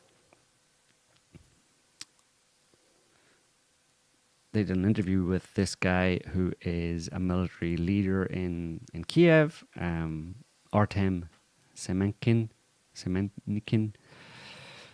presenting him as the title of, as again, the tweet said, presenting him as a hero for killing Russian invaders. And as it says there, if you you don't need to play it. Yeah. But basically, blurred out behind him, slightly blurred out behind him, is a picture of the guy we were just looking at on Wikipedia, Stefan Bandera, who, as you just said, was the original Ukrainian Nazi and terrorist, basically. And this is the guy that PBS this is the guy that's on the wall behind a guy that PBS is interviewing as some kind of a hero against Russian aggression. Everyone's a Nazi. Everyone's a Nazi in Ukraine. It's a significant number of people. And I suppose Putin's point was long term, as this goes on, more and more Ukrainians would become like that, violently Russophobic. Mm-hmm. Whitney Webb has an article this week, Ukraine and the New Al-Qaeda, talking about these Nazi movements. She was worried that this could devolve into something, if they do indeed have the 16,000 Zelensky claims want to join, plus who knows how many others still in Western Ukraine that Russia has largely left untouched so far, Mhm. and where most of them reside, that Ukraine could turn into a Syria type situation where these guys are just conducting, they'll probably hope that the media will portray it as guerrilla warfare against the Russian occupier, but it's going to be far more like terrorism from people who are just totally off the leash. Terrorism against the civilian population. Right. Shooting people when they don't obey. Mhm. Shooting journalists because they just don't know who they are. That kind of insane behavior. The Russians have been publishing some of the POWs, photos of the tattoos of some of these guys. Mhm. And they have like tattoos all over them with kind of slogans from Nazi era, like from Buchenwald, tattooed on their back. Mhm. These guys, they're not just like extreme Ukrainian nationalists. They explicitly refer to and cite the Holocaust as good. And now they have a twist on it. They specifically liked Hitler's linking of the quote-unquote Jewish problem with the Muscovite Bolshevik terror, the far left problem. And so there's a blend there, and there's somewhere in there the Western media has tried to cleanse on their behalf the Jewish references and say, well, it comes to their Soviet history. You know, they were oppressed under the Soviets, so you can't blame them for, you know, not ever trusting the Russians again because of Soviet, you know, ideology. But it's not that. It's once you get to this level, it can't be justified ideologically. No. And Facebook doing this thing where it now accepts any mentions Support. of Azov so long as it's in support against Russia. No wonder Russian government actually, I don't know if it was directly related to that, but they've now blocked Facebook completely. And then Jen Psaki gets up there yesterday and she's like, yeah, that you shouldn't be doing that. Just block. You can't just block Facebook like that. Did you see? Yeah, no. After they just fucking deplatformed the entire of Russia. I know, yeah. But it's shocking. Like, it's shocking hypocrisy, you know. Did you see the Russians put out, basically passed new laws, whatever, criminalizing with big fines. That was interesting. Big fines and possible years of prison for basically creating or false disseminating fake news. Fake news about the Russian incursion into Ukraine. And on the same day, BBC, CBC, CNN, Bloomberg. ABC, Bloomberg, etc., all left, basically stopped activities They announced in Russia. they're closing all their operations in Russia. On the day that Russia says any fake newsers will be prosecuted and all the fake newsers leave, is that not, I mean, hello? Yeah. Just before we go, I found the Zelensky, the hero of Ukraine. Just throw him up there, that last Twitter. Check this out. You tell me. Donc, si je reprends, madame, bien sûr, il y a pas mal de choses qui ont été discutées. Donc, je vous dis tout de suite, avec madame Merkel, nous n'avons pas pu, nous n'avons pas eu l'occasion de discuter, disons, la thématique de l'OTAN. Non. Donc, si je reprends, madame, bien sûr, il y a pas mal de choses. I mean, seriously, like. Donc, je vous dis tout de suite, avec madame Merkel, nous n'avons pas pu, He's just lucky that he didn't leave some white powder under on his nose, you know. I feel an Eric Clapton song coming on. Yeah. There's that, and I've seen the one where Kamala Harris, which one was it? I think it's when she went to Europe. She's like, okay, come on, guys. Yeah. Let's sanction Russia. I mean, my thought was she is coked to the gills. Or on something, yeah. Some kind of... probably ketamine or something. You're talking about gun. Can I just say quickly what the latest Russian statements are? From Putin himself. Here's a piece of trivia before you do. On the very same day that all restrictions in the UK, all COVID, you probably wanted me not to mention COVID in the show. I'm going to mention it very briefly. You would. On the very same day that all COVID restrictions were removed in the UK, Russia invaded Ukraine, the 24th. Carry on. Piece of trivia. The same day. Seamless transition. Putin yesterday, this speaks to what we've just laid out. Nationalist and neo-Nazi groups, foreign mercenaries, including those from the Middle East. That's why I'm worried about the Syriaification of Ukraine, are using civilians as human shields. Then switching gears, he speaks about the sanctions. He says these sanctions are methods of fighting against Russia in lieu of actually. Of course. But he's claiming, and he's right, but there's no equivocation. It is there. It's established in international law. It's the equivalent of a declaration of war. Thankfully, it has not come to that actual war, but we understand what these threats are about. His press secretary, Peskov, also said, the West is engaged in economic banditry against us. However, the world is too big for Europe and America to isolate a country. Also, there are many countries in the world. Obviously, that speaks to the fact that the West is, at most, like I said, 20% of the world's population. It's more in terms of resources. But how much of that is, how much of that is funny money? Yeah, for sure. We're gonna see who wins the sanction war in the coming months. So, well, years maybe. Another thing from Putin, if this is more ominous, if the current leadership in Kiev continues in the same spirit, they will call into question the future of Ukrainian statehood. If this happens, they will be entirely on their own conscience. Do they have one? That'll obviously be read. Oh, yeah, some definitely don't. That'll obviously be read as Putin revealing that he's actually in it to acquire territory in the West. But I think it might speak more to the fact that government structures already rotted from within because of what's happened since 2014, like we saw, are collapsing. Even in the territories where the Russian armed forces are not yet present. Well, there's also a possibility. I mean, I think there's a risk because they're doubling down on it. With as we just said, the US has been funding, arming, training the Ukrainian military, such as it is for 6-7 years, and the last several months planning specifically for urban warfare. So they're not going to back down on it.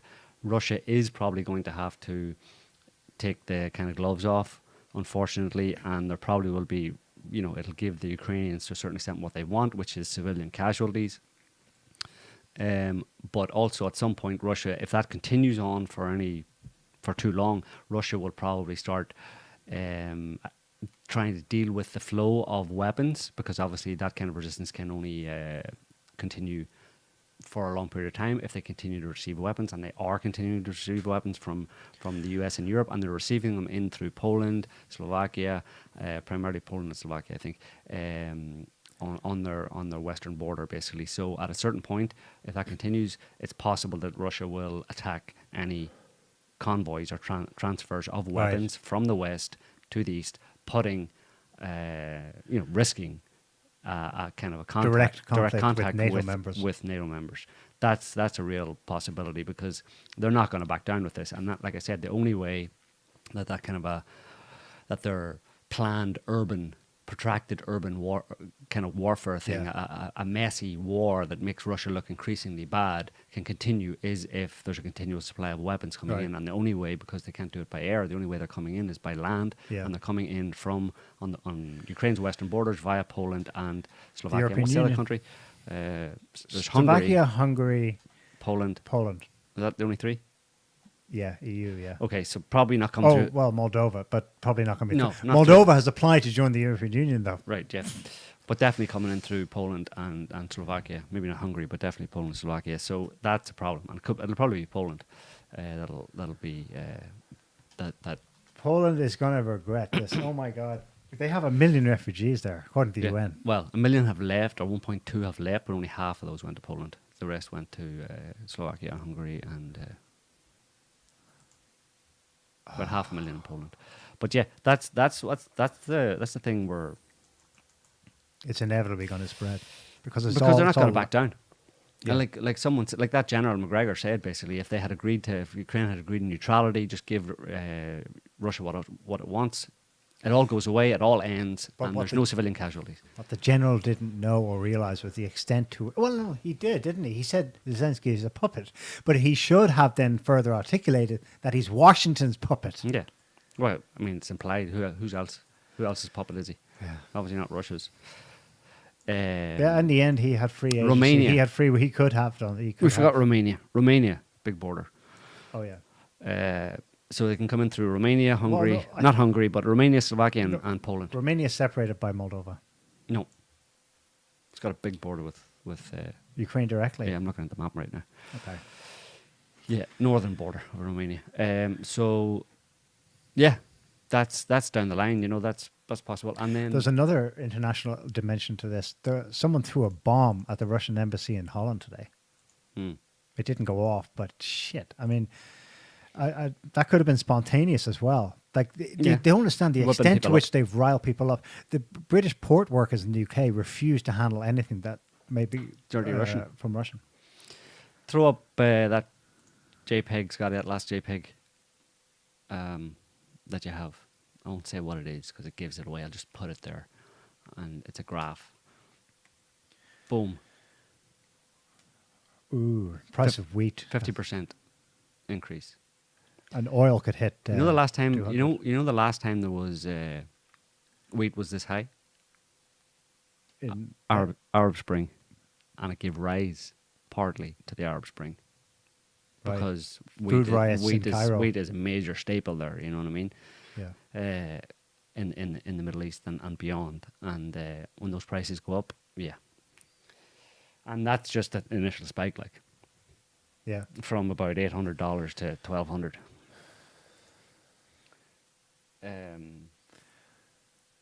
Yeah, and the other one we that I have the video of actually is he mentioned it earlier is the International Red Cross MP4. This is a video taken by some of the Kadyrov Brigade, the Chechens. Just throw it up there, and you can just play here. You'll see some International Red Cross boxes, humanitarian aid. Oh, that's not humanitarian aid. What is that? That doesn't look like. Why? That's not pasta. That's Uncle Benjamin. That's how they do it. Humanitarian aid comes in the form of shitloads of dollars to pay your irregulars, the militants, the mercenaries, basically the mercs. That's how they get paid, under the table, or out of the Red Cross box, as it were. $2,000 a day. What are they called? With bonuses for killing Ruskies. Yeah. Soldiers for hire, you know. Yeah. So that's what they're doing, yeah. Like, and you said it's a kind of Syriaization in a certain sense of Ukraine. Or that's their intent on a smaller scale, but still. Smaller? Yeah. Ukraine is the largest country. No, in but on a Europe. smaller scale in terms of the number of people that they're shuffling in there. Right. I mean, Syria was 250,000, you know what I mean? Okay. But smaller, but no less devastating because you're talking about urban, very concentrated urban areas where the fighting will be done. Russia is really going to be cut off from the world for at least a period of time. Russia's Aeroflot's halting all international flights from March 8th. Did you see the Russians are going to, because a lot of Russia has, I think, something like 70 or 80% of its commercial aircraft fleet, for the different airlines or Aeroflot and stuff, are all leased.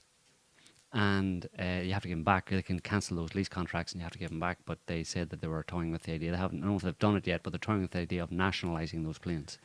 Use the term nationalising, which means basically, we're keeping your planes. Yeah, they should. They keep everything. We'll still pay you for them, but you're not cancelling the lease, basically. They're in our territory, so we're going to keep using them to ferry passengers about as many as we need, you know what I mean? You can have the ones back that we don't necessarily need, but, they're not saying... They're obviously... air traffic and stuff to Russia will probably take a hit, but it's still going to continue. They'll keep flying. Because, Russia's still open to China, India, the East. Sure. Yeah. Keep forgetting it's just the international community that's saying this, which that's is... what Peskov said. They Europe, seem to forget Canada, how America, big Australia. the world is. Yeah. The international community, i.e. USA, Europe, Western Europe, Canada, and Australia. And in the end, will it just be the USA? Lavrov last week. Well, that's what they're worried about. What did he say? See, I don't know how many Europeans will ever come to see it this way, not even after it all goes to hell. Lavrov said something like the US, he came out and said it outright, but they've intimated that for decades. Europe is occupied by the United States. Absolutely, has been. Will Europeans ever see it that way? Mm-hmm. We'll see. We'll see as things go on. Well, just one more video. It just follows on what we talked about, a few videos we watched last week. The mainstream media are kind of like, still haven't got the message, but it's the Twitter, in context media it is. The title kind of says it all. We can listen to her say it. Happened in the last refugee crisis in Europe back in 2015. Poland was one of the EU countries that, was hesitant to take in refugees. Talk about what has changed and the different position now. Yeah, well, just to put it bluntly, these are not refugees from Syria. These are refugees from neighboring Ukraine. I mean, that, quite frankly, is part of it. These are Christians, they're white, they're very similar So to much many racism. people who live in Poland. So, Zeke Heil, my yeah. sister. Yeah, exactly. She should join the Azov battalion. They'll welcome her. She could be their spokesperson. Yeah, well, it just exposes. I mean, is being exposed, and it's being exposed directly by the media. Like the clips we showed last week. There's 4 or 5 of them from different reporters from different outlets saying pretty much that same thing. These are white Christian people. These aren't these brown people that we bombed and stuff. In Afghanistan, no one really cares about them. So that racism is systemic. And there is unconscious racism because these people wouldn't be saying it if they thought that they were going to be accused of being racist. So all of the African Americans who have been at the forefront of talking about systemic racism and unconscious racism in white people in crackers over the past several years are right. They have a point, but I didn't see any of them complain. If they're complaining, well, I don't think they care at all. But they don't care either. And any of them that make a distinction between, if there's any black people or any African Americans right now who are saying, yeah, it's really bad what's happening in Ukraine, who didn't say that about Afghanistan or Iraq, are also racist. Right. Right. They have systemic racism, but there it goes away from racism and becomes a kind of like us versus them. Yeah, other. It's just Western centrism. It's something just else. My people like me, people who in some way or other I identify with, not necessarily skin color, but culture, belief, whatever. They're the good people. Yeah. The other that I don't really know anything about, regardless of what skin color they have, they can be killed. Yeah. Westerners in general, they're so... They can be, we've seen it the last 2 weeks. We were reminded that they're part of a tribe of being in the West. It's not the racism per se. It's like they're constantly, part of the barrage of propaganda is that you have safety and wealth and happiness as part of our tribe. Right. They're reminded over and over again. Mm-hmm. The brotherhood you have with others in the West, that's the kind of, and it's a thin veneer because it's only ever wheeled out in a kind of firestorm of propaganda when it comes to this thing, something outside the West, something that affects our interests. And they start to, they personalize it. Oh, our interests. Yes, these are our interests. No, they're master's interests. And he's told you that his interests are your interests. Right. They're not your interests. Not at all. And you're going to find out, just flick back to that wheat graph, you're going to find out pretty soon that while you starve or while you find it hard to get stuff in the supermarket, so there's food shortages or shortages of energy, if you're freezing or whatever, the ones who have been saying we're all in this together and it's our interests and stuff, they won't be freezing or starving. It'll be you. And then finally the divide, the clear divide that was always there, and the way that that the elites see the ordinary people will become painfully clear, Yeah. Bot holiday, according to The Guardian. Scotty. Check that headline. Bot holiday. COVID disinformation down as social media pivots to Ukraine. Well, that's true. The usual deluge of invective prompted by coronavirus and vaccine issues is absent. Russia's invasion may be a factor. But don't worry, there'll be lots of bots, Russian bots, coming in to spread a deluge of invective and fake news about Russia's invasion. In fact, it's already happening. Right. Right? According to The Guardian. Did you see the video someone made of a Star Wars stormtroopers plane down on the highway in Ukraine? Someone was goofing, obviously. It was real war footage from somewhere in Ukraine last week. And they added in a CGI of like a downed... Yeah, the TIE fighter, yeah. A TIE fighter Yeah. and 2 stormtroopers. Yeah. Can you play the... Or have I sent it to you? I'm not sure. Yeah, I did. This, but wait, before you play it, this is an Israeli MSM report about the situation in Ukraine. Look what they included in it. 4 קילומטרים מתקרבת לקייב, ובארצות הברית מזהירים כי מדובר בנחיל מכריע שיפרוץ לבירה תוך 3 ימים. שיחות השלום החלו אתמול בבלרוס, אבל ההסכמות כלשהן עדיין נראות רחוקות. באוקראינה טוענים כי רוסיה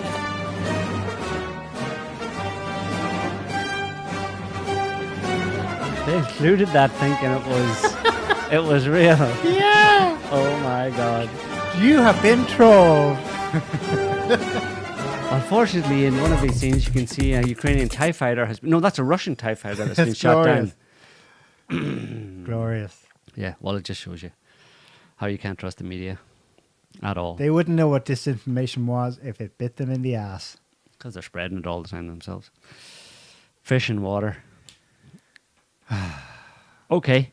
Almost 2 hours. I think we'll wrap it up there. That's about it. Yeah, but the main thing, I think, just a take-home message from our analysis of the situation is that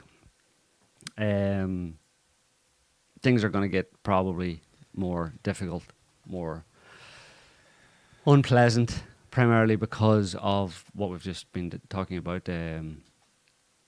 U.S.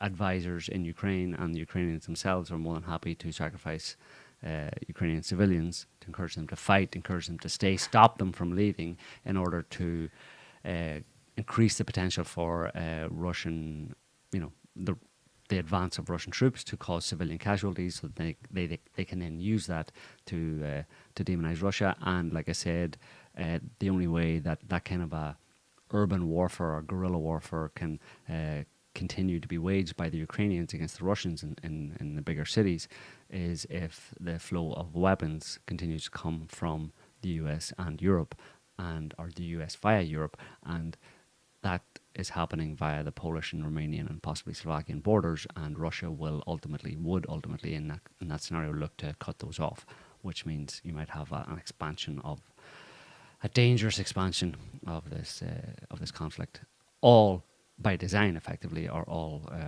because the US and the Europeans are unwilling to do the reasonable thing and to understand Russia's perspective on this and to calm the whole thing down. And they could make it go away like that. Like we said, like the General McGregor said, if Ukraine would just accept that they should be a neutral country, it would be good for the West, good for Russia, then Russian troops could go home fairly quickly. But they're not willing to do that. And Ukraine could be rebuilt. Right. And I don't just mean rebuilt from this war. I mean rebuilt from 10 years of just abominable mismanagement. Plundering. It's been plundered.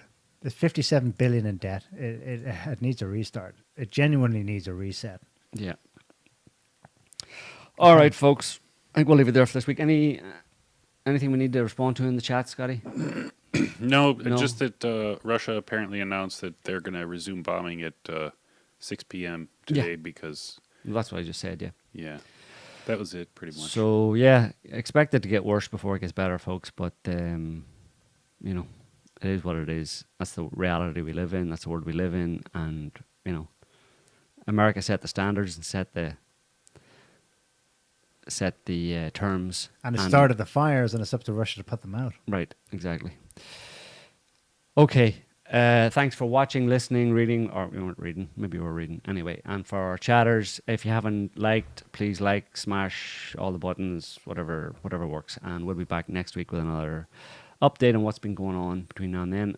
Hope you have a good evening, morning, afternoon, wherever you are. Stay safe. Thanks See you for later. watching. Bye. Bye. Can't stop the signal now.